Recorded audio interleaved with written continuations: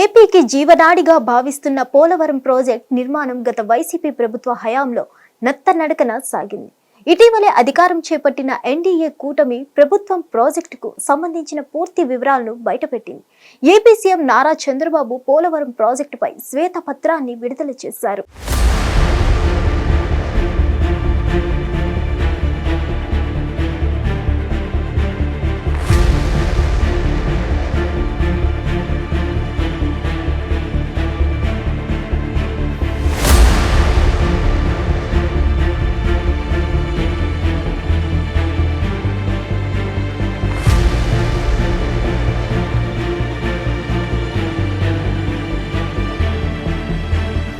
పోలవరం ఆంధ్రప్రదేశ్కు జీవనాడి అని, అలాంటి ప్రాజెక్టును 5 ఏళ్ల పాటు ఎలా విధ్వంసం చేశారో ఈ సందర్భంగా చంద్రబాబు వివరించారు. టీడీపీ అధికారంలో ఉన్నప్పుడు పోలవరం పనులు ఓ యాజ్ఞంలా సాగాయని, అప్పట్లో ఉన్న సమస్యలను సవాళ్లను అధిగమించి మరి ముందుకు వెళ్లామని చంద్రబాబు గుర్తు చేశారు. ఒక్క రోజులోనే స్పిల్ ఛానల్లో 32,215 క్యూబిక్ మీటర్ల కాంక్రీట్ పనులు చేసి నాటి ప్రభుత్వం Guinness book of world record సాధించిందని చంద్రబాబు గుర్తు చేశారు. గత టీడీపీ ప్రభుత్వ హయాంలో అటు హెడ్ వర్కుల పనులు చేస్తూనే ఎగువ దిగువ కాఫర్ డ్యాంల నిర్మాణం పనులు పూర్తి చేశామని చెప్పారు. ప్రాజెక్టులో కీలకమైన డయాఫ్రామ్ వాల్ నిర్మాణాన్ని రికార్డు సమయంలో 414 రోజుల్లో పూర్తి చేశామని చంద్రబాబు ప్రస్తావించారు.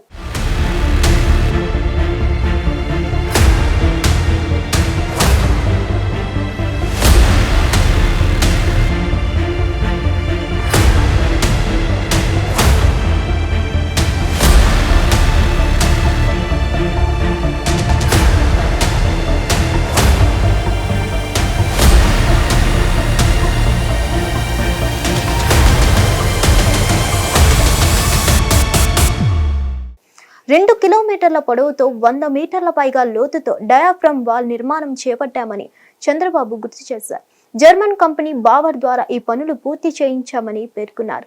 స్పిల్వే గేట్ల డిజైన్లు సిద్ధం చేసి గేట్ల అమరిక సైతం అప్పట్లోనే ప్రారంభించామని చంద్రబాబు గుర్తు చేశారు. ప్రాజెక్టుకు సంబంధించి ప్రతి పనికి పీపీఏ కేంద్ర జలవనరుల శాఖ నుంచి అనుమతులు తీసుకున్నామని, అప్పట్లో జలవనరుల శాఖ మంత్రులుగా ఉన్న ఉమాభారతి, నితిన్ గడ్కరీలు పోలవరం వచ్చి పనుల పట్ల సంతృప్తి వ్యక్తం చేశారని ప్రస్తావించారు. టీడీపీ హయాంలోనే పోలవరం ప్రాజెక్ట్ పనులు 72% పూర్తయ్యాయని, 5 ఏళ్ల కాలంలో 28 సార్లు క్షేత్రస్థాయి పర్యటనకు, 82 సార్లు వర్చువల్ గా చేశానని చంద్రబాబు పేర్కొన్నారు. టీడీపీ 5 ఏళ్ల కాలం మొత్తం 72% పనులు జరగగా అందుకు 11,537 కోట్లు ఖర్చయ్యాయి.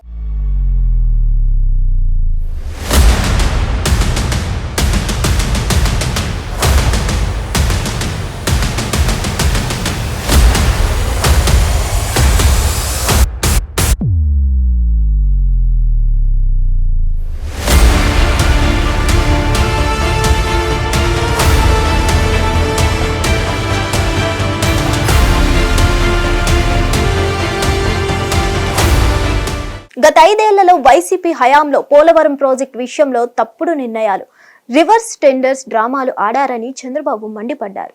నాడు 2019లో వైసీపీ ప్రభుత్వంలో జగన్ సీఎంగా ప్రమాణ స్వీకారం చేసిన రోజు సాయంత్రమే పోలవరం పనులు నిలిపివేస్తూ ఆదేశాలు ఇచ్చారని చంద్రబాబు గుర్తు చేశారు. సైట్లో నిర్మాణ సంస్థ ఖాళీ చేయాల్సిందిగా జూలై 29, 2019న నోటీసులు జారీ చేశారని, 2019 జూలై 24న ఇచ్చిన పీటర్ కమిటీ రిపోర్టు ఆధారంగా రివర్స్ టెండర్ల డ్రామా ఆడారని చంద్రబాబు విమర్శించారు. పోలవరంలో అవినీతి జరగలేదని కేంద్రం తేల్చిందని, డిసెంబర్ 2, 2019న స్వయంగా పార్లమెంట్లో స్పష్టంగా పేర్కొందని వివరించారు.